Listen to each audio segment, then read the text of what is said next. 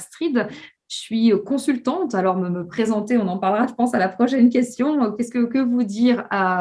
J'ai un parcours totalement atypique. Dans une ancienne vie, j'étais spécialiste en histoire médiévale. Je décryptais des parchemins anciens et aujourd'hui, je suis dans les neurosciences. Donc, voilà, je vous laisse imaginer comment on avance dans tout ça. J'ai été prof, j'ai fait plein de trucs, j'ai fait serveuse, enfin voilà.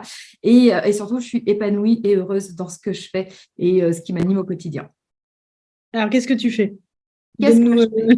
donne-nous la J'aime bien, tu recette. sais, ce mot de slasheuse où en gros, je fais tel truc, slash, machin, voilà. J'ai plein d'activités. Je suis consultante, donc auprès des entreprises. Je fais de la préparation mentale pour des sportifs. Je fais de l'accompagnement aussi de grands chefs. Je fais de la formation dans les entreprises. Je suis auteur, autrice, mettez le mot que vous voulez. Donc, j'écris des bouquins qui se vendent. C'est quand même un truc chouette. J'écris des bouquins qui se vendent. Ça, c'est pas mal. J'organise des colloques sur les diversités cognitives. Je m'éclate avec les neurosciences. Je fais de la neuropédagogie. Je fais quoi d'autre? Je fais plein de choses. J'ai monté plusieurs entreprises et je pense que j'ai oublié des choses dans ce que je viens de te dire. Je suis vraiment là pour... et aussi, bien sûr, j'ai un one-woman show qui s'appelle C'est décidé, je deviens moins con, où tous ces supports-là, en fait, tous ces canaux-là, tous ces trucs slash, tout ça, font que j'utilise les neurosciences pour permettre à tout le monde, quelle que soit sa situation, d'améliorer sa prise de décision. Et mon gros dada à moi, c'est ce qu'on appelle l'intelligence relationnelle, l'intelligence émotionnelle. Et on va le vivre à plein de niveaux, que ce soit dans les entreprises ou pour les particuliers. J'ai aussi une chaîne YouTube, par exemple, je suis pas mal suivie sur les réseaux sociaux et du coup, c'est donner aux gens les outils pour qu'ils comprennent le fonctionnement de leur cerveau et qu'ils fassent les choix qui leur correspondent. Comment tu fais pour cumuler du coup toutes ces casquettes, tous ces métiers en même temps? Alors, en fait, c'est si je ne cumulais pas ça, je n'arriverais pas à être en phase avec qui je suis. Je ne sais pas être monotâche. J'ai des statuts d'indépendant ou d'associé sur la plupart de mes projets. Et par rapport à tout ce que je fais professionnellement, donc tout ce qui me ramène, j'allais dire, du cash, je suis aussi quelqu'un de très engagé dans des associations, donc j'ai aussi d'autres casquettes de mentor, d'élu, etc. Et en fait, ça se fait très simplement à partir du moment où je n'ai pas peur qu'on me dise que je suis dispersée et désorganisée.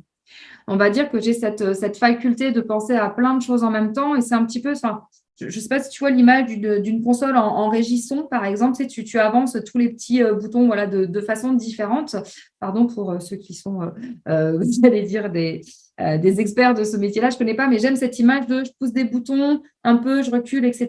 Je ne suis jamais à 100% sur toutes mes activités. Je ne suis pas tout le temps en train d'écrire un bouquin. J'ai mis plein d'activités qui me permettent d'avoir des revenus en décalé, l'écriture de livres, les formations en ligne, etc. Et j'avance au coup de cœur, à l'urgence, et je trouve un équilibre dans tout ça. Comme je te disais, je ne suis pas capable de faire une seule activité. Si je n'ai pas tous ces différents champs-là, je ne suis pas nourrie, je procrastine et je suis ni productive ni utile. Enfin, vous n'aurez pas le meilleur de moi si je suis obligée de faire quelque chose de monotâche. Ok. Donc, tu n'es pas salarié. Tu disais que tu as une micro-entreprise, tu as des entreprises. Alors, j'ai plusieurs entreprises. J'en ai une en entreprise individuelle, qui est un organisme de formation sur lequel je suis Calliope. J'ai une holding, en fait, qui me permet de créer d'autres structures. Donc, à côté de ça, j'ai une autre entreprise qui est plus sur tout ce qui va être conférences et spectacles. Je suis associée, là, je suis en train de créer une nouvelle entreprise avec trois associés pour de la formation pour les femmes dans le bâtiment, qui s'appelle Les Rayonnantes. Et je suis aussi en train de m'associer avec un autre professionnel de l'accompagnement pour qu'on rassemble nos activités. Donc, à chaque fois, je suis, je suis en posture de dirigeante, pas salariée parce que c'est pas quelque chose qui me parle. J'ai eu des expériences douloureuses de CDD et de CDI. Et par contre, je bosse en réseau. C'est-à-dire que même si j'ai pas de salarié, j'ai un réseau de 8, 10, 12 autres experts avec qui on fonctionne ensemble. On a vraiment monté ça sur mon site internet. Il y a une page qui s'appelle Claire Co. C'est les personnes avec lesquelles je bosse le plus. Et puis, j'ai plein de prestataires fidèles, j'allais dire, avec qui on bosse depuis des années et on avance tous ensemble. Et en fait, on aime cette liberté de se dire, voilà, on est en presta, on avance ensemble, on s'envoie des messages, machin, etc. On se rassemble ensemble aussi, ça c'est très chouette, on a créé des moments où on se voit et on a notre équilibre, nous, comme ça. Est-ce que tu recrutes des gens? Est-ce que Alors, tu je as des recrute. salariés? Ouais, alors, j'ai pas de salariés, c'est un choix aussi, parce que autant je sais expliquer dans les entreprises comment manager, autant je suis une horrible manager. Je me connais. Je suis extrêmement exigeante et je vais très, très vite et c'est très compliqué de bosser avec moi. J'ai des stagiaires qui ont survécu. Il faut leur remettre une médaille, vraiment, je t'assure, qui d'ailleurs se sont mis à leur compte et avec qui on bosse ensemble aujourd'hui. Pour l'instant, je suis plutôt avec des prestataires et en fait, comme je t'ai expliqué, je suis sur plein de choses, de slash. J'ai pas encore trouvé quelqu'un qui pige tout ce que je fais. Et du coup, dans une seule activité, je n'ai pas suffisamment de quoi nourrir une personne en CDI. Autre point, j'ai pas de siège social, enfin, j'ai pas de local. Donc, j'aurais pas d'endroit pour mettre un salarié vu que je suis vraiment une nomade worker et que je suis entre deux avions toutes les 5 minutes. Donc, c'est vrai que mon organisation aujourd'hui ne favorise pas un salariat. Après, dans les autres structures, notamment celles que je développe là, pour les femmes éloignées de l'emploi dans le bâtiment, là, on réfléchira à recruter quelqu'un, mais parce qu'on sera sur un autre modèle, en fait. Ok. À quoi ça peut ressembler une semaine type s'il y a quelque chose qui se rapproche d'une semaine type? Alors, ma semaine type idéale, elle est que je ne travaille pas le matin. En fait, ça c'est un truc, j'allais dire merci le confinement. Je me suis écoutée là-dessus. Je suis plutôt un diesel le matin. J'ai beaucoup de mal à être en interaction humaine. C'est avant le café, tu me parles pas, et après le café, tu me parles pas non plus. C'est vraiment ce côté où j'ai besoin de prendre soin de moi pour pouvoir aller prendre soin des autres. Et toutes les missions qui commencent à 9 heures du matin, typiquement en formation, sont assez difficiles pour moi. Donc, j'essaie d'en avoir le moins possible. Mais je travaille, par contre, comme je travaille sur 3 fuseaux horaires, je peux travailler jusqu'à 22 heures, 23 heures et c'est mon rythme. Donc, ma semaine type, mes matins m'appartiennent du mieux possible. À partir de 11 heures, je commence les rendez-vous en visio. Et puis après, ça dépend. Il y a forcément un déplacement dans la semaine, que ce soit en voiture ou autre moyen de locomotion un peu plus polluant. Et puis, ben, voilà, des voyages, des conférences, des coachings de groupe, des animations de masterclass, des interventions, des fois en anglais. Enfin, voilà, il y a plein de choses qui sont possibles et aussi tous les rendez-vous associatifs. Ok. Ça a l'air dense. Ça a l'air. Oui, mais quand j'ai pas envie de travailler, je travaille pas en fait. C'est ça aussi qui est chouette. C'est-à-dire que je peux me prendre. Alors moi, c'est la liberté que j'aime parce que j'ai aussi ma vie de famille qui va avec. C'est-à-dire que moi, j'allais dire, j'ai la chance de ne pas avoir d'enfants. C'est drôle comment je le présente aujourd'hui. Donc aujourd'hui, je n'ai pas d'enfants. Ce qui fait que si j'ai pas envie de bosser le vendredi et de bosser le dimanche, je le fais. Voilà. Et c'est ce qui me donne, je me rends compte par rapport à mes amis ou les personnes avec lesquelles je travaille, une très grande liberté par rapport à mon emploi du temps, en fait. Donc, j'ai cette totale liberté d'adapter mon planning par rapport à mes besoins, mes envies, mes impératifs, les grèves, etc. Je devais faire mon spectacle là, le 31 janvier, c'est annulé à cause des grèves. Bon, bah, on fait autre chose. Tu vois, j'ai cette capacité de réadapter à chaque fois et surtout comment dire, ce qui guide mes choix, c'est mon bien-être et l'urgence de la personne en face. Je peux décaler des rendez-vous si j'ai quelqu'un qui se sent pas bien, parce que dans les personnes que j'accompagne, on peut avoir des gens tristes en amour, mais on peut avoir des gens aussi qui ont envie d'en finir. Et voilà, du coup, j'arrête tout pour pouvoir aider ces gens-là, quoi. Vu que tu es dans plein d'écosystèmes différents, du coup, tu as une vision assez d'ensemble. Qu'est-ce que tu peux nous dire sur les tendances de ce que tu aperçois aujourd'hui dans le secteur du recrutement? Est-ce que tu vois des petits signaux faibles intéressants à prendre en compte? Des petits signaux faibles, je vois des clients qui sont en désespoir. Je bosse beaucoup avec des gens dans le bâtiment et dans tout ce qui est maintenance. Et en fait, moi, j'ai mes clients qui n'en peuvent plus. Je bosse aussi beaucoup avec l'industrie et j'entends la même chose partout. On n'arrive pas à garder les gens, on n'arrive pas à recruter, on ne trouve personne, personne n'est intéressé, les gens ne veulent pas travailler. Enfin, je t'épargne les clichés. Jusqu'à la réflexion d'une cliente il y a un an en me disant ouais, je sais qu'il y a les guerres en Ukraine, il y a des Ukrainiens qui vont vouloir venir bosser chez nous parce que nous, on trouve personne. Et je n'ai pas trouvé ça drôle comme remarque. Par contre, je me suis dit que c'était vraiment révélateur en fait de la détresse des chefs d'entreprise par rapport à tout ceci. Je vois aussi mes clients vivre des choses, des situations extrêmement délicates, voire insupportables dans leur relation avec leurs salariés. Et j'ai l'impression, en fait, moi, c'est pas un signal faible que j'ai, c'est un gros signal fort de gros danger sur la relation de travail, en fait.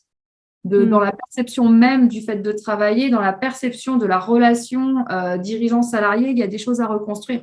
J'accompagne aussi des startups et ce que je vois, c'est que les gens ont du mal à trouver leur place, qu'effectivement, je ne sais pas où sont passés les gens, nous sommes en période de plein emploi, formidable, mais on fait comment? Moi, je bosse avec la restauration, avec le bâtiment, avec la maintenance, on manque de personnel de façon dramatique et on ne trouve pas les gens.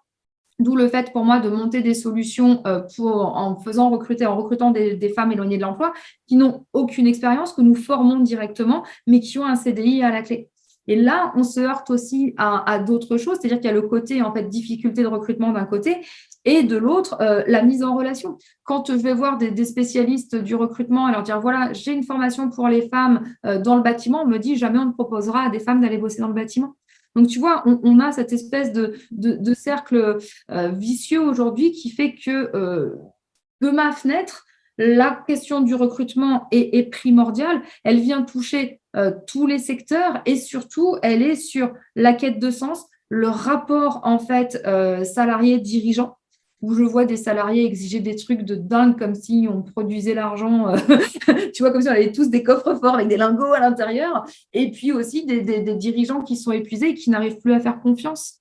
Et moi, quand j'entends, je bosse avec des boîtes d'intérim qui me disent je veux quelqu'un de fiable, quelqu'un qui reste et quelqu'un de respectueux. Bah, je peux pas vous le proposer en fait. Tu vois et pour moi, on a un vrai, c'est une vraie question de voir comment on peut sortir de cette situation qui, en tout cas de moi, dans ma réalité professionnelle et les entreprises que j'accompagne, est catastrophique, avec un an de retard de travail pour certains de mes clients, tu vois.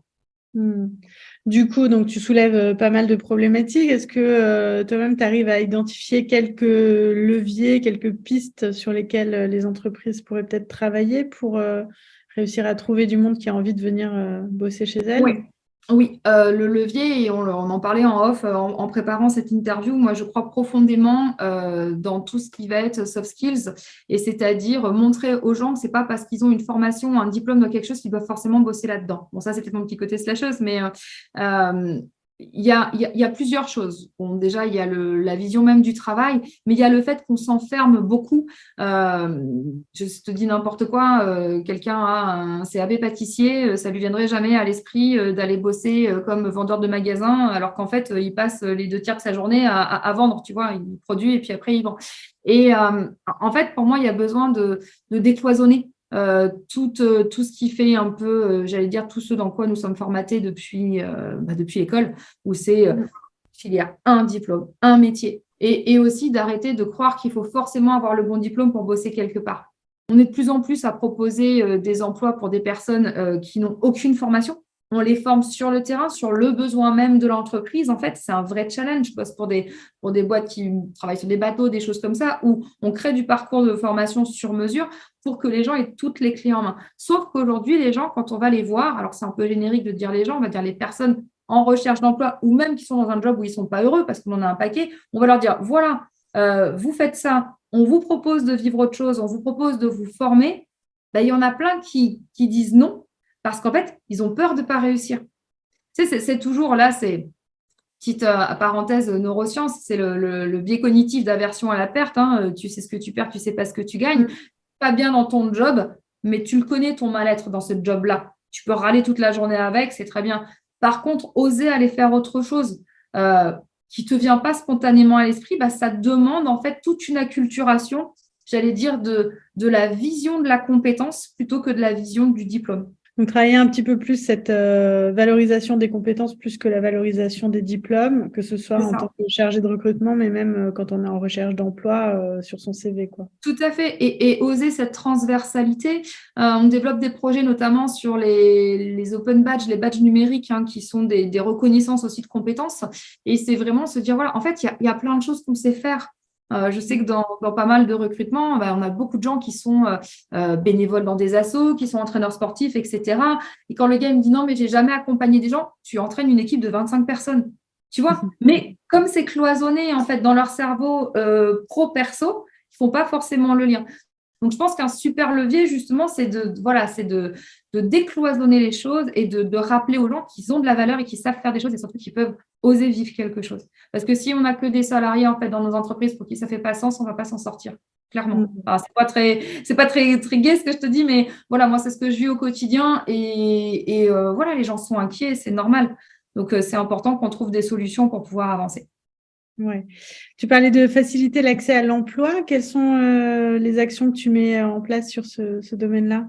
Ben moi, donc, j'ai le projet des rayonnantes qui est donc pour les entreprises de la maintenance, pour l'instant essentiellement maintenance chaudière et pompe à chaleur, d'aller proposer à des femmes en reconversion professionnelle ou des femmes éloignées de l'emploi d'avoir un CDI. Et nous créons la formation, il y a 3 mois de formation qui sont faits vraiment pour devenir agent de maintenance. On valide un titre professionnel. Il y a ensuite 3 mois d'intégration dans l'entreprise et après, il y a le CDI qui est signé. Et donc, pour nous, c'est vraiment j'allais dire, d'apporter à des gens qui ne savent pas qu'ils peuvent bosser dans ce domaine-là un parcours clé en main pour pouvoir démarrer une nouvelle vie. Avec cette approche, j'allais dire, humaine, de dire aussi, venez aussi gagner en dignité. On vous propose un job chouette. Alors, OK, ça n'a pas l'air sexy comme ça d'aller faire des relevés sur une chaudière, mais ça se passe bien. C'est avec une tablette, c'est chouette, vous avez votre voiture, vous avancez. Et c'est de reconnecter aussi positivement les gens, et là surtout les femmes, à la vision qu'elles ont d'elles-mêmes en tant que femmes qui travaillent. Tu vois, il y a toute cette dimension-là. C'est un projet qu'on déploie France entière dans différents métiers, bâtiments et maintenance. Et pour nous, c'est un type d'action. Il y a aussi toutes les actions vers les jeunes. Alors, je suis mentor engagé auprès de 100 000 entrepreneurs ou d'autres structures comme ça où on va témoigner. On se rend bien compte que nos témoignages, même si c'est très chouette, c'est pas forcément suffisant. Donc, il y a aussi le fait d'être avec Job IRL et tout ça et de proposer des stages pour que les jeunes viennent expérimenter. Ça, c'est vraiment très, très important. Ça rejoint ce qu'on disait tout à l'heure. Allez essayer, en fait. Allez essayer des jobs, allez regarder ce que c'est. On a tous été traumatisés par le stage de 3e. On peut le faire plus tard, en fait, et faire des choses chouettes où on va rencontrer un métier. Et il y a aussi, dernière chose, tous ces témoignages d'entreprises qui permettent de dire voilà ce qu'on fait. On a vu sur les réseaux sociaux beaucoup d'entreprises qui se mettaient en avant en disant voilà, chez nous, c'est différent. Alors, ce ne sera jamais le paradis, on est bien d'accord. Par contre, on est de plus en plus à chercher des collaborateurs avec qui on co-construit notre projet d'entreprise et expliquer à la personne qu'on recrute qu'elle fait partie d'un projet et d'une vision. En tout cas, nous, ça nous donne cette idée que, oui, on lui apporte plus qu'un simple salaire. Donc, tu as des projets, des actions en place pour faciliter l'accès à l'emploi aux femmes. Tu as parlé des jeunes. Tu as des actions aussi sur la neurodiversité? Alors, j'ai des actions sur la neurodiversité. Là, je suis plus sur tout ce qui va être acculturation et sensibilisation.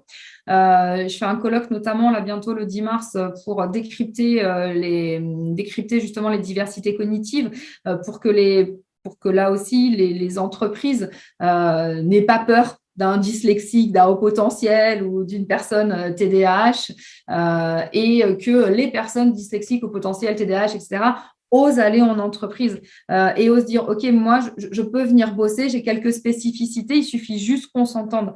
Il y a aussi beaucoup de personnes, notamment chez les TSA, qui se cloîtrent ce mur et ne vont pas prendre du travail, essaient de rester avec une allocation MDPH quand ils y ont droit, mais n'osent pas aller sur le marché du travail. Or, moi, je milite pour la richesse de la différence et toutes ces belles choses qu'on peut construire ensemble. Donc là, je suis plus aujourd'hui dans mes actions personnelles sur de l'acculturation et de la sensibilisation.